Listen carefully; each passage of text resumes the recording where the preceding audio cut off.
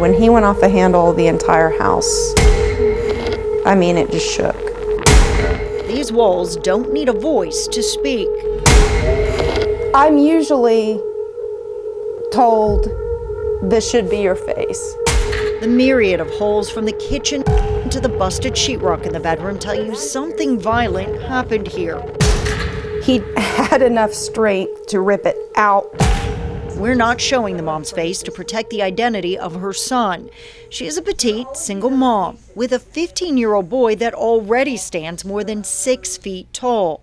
He laid his body up on mine, looked down at me, and started hitting me in the face with his index finger, asking me who I thought I was. Then he started with his fist.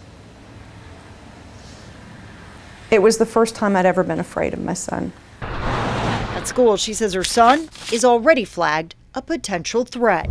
Kids can access guns very easily. On the internet, it didn't take long to pull up a list of willing sellers.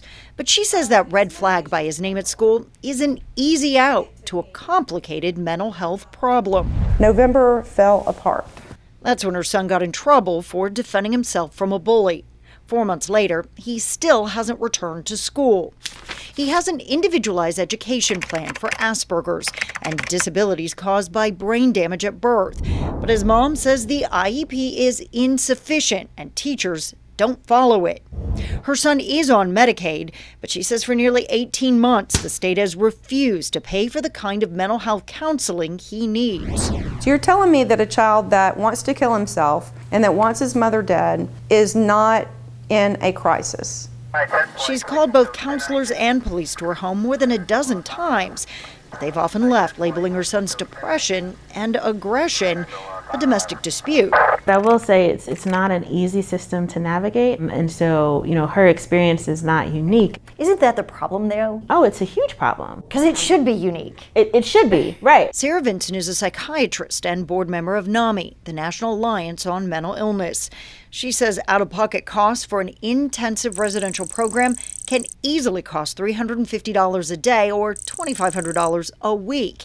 It is an obvious financial barrier for parents who can't pay. If they don't pay for it, then the program's not going to take your kid, even if they meet criteria and they would benefit from it, right? She says Georgia only graduates about 6 new child psychiatrists a year. It's that shortage that causes some parents to take desperate steps, even giving up custody of their children to force the state to provide them care. It's an awful choice to have to make. But it's happening. But it does happen. It does happen. This could have been my face. This mom has no intention of doing that, but she is worn out, fighting to be heard. She fears something awful will happen if no one starts to listen. With no intervention, you become desperate. Desperate becomes impulsive.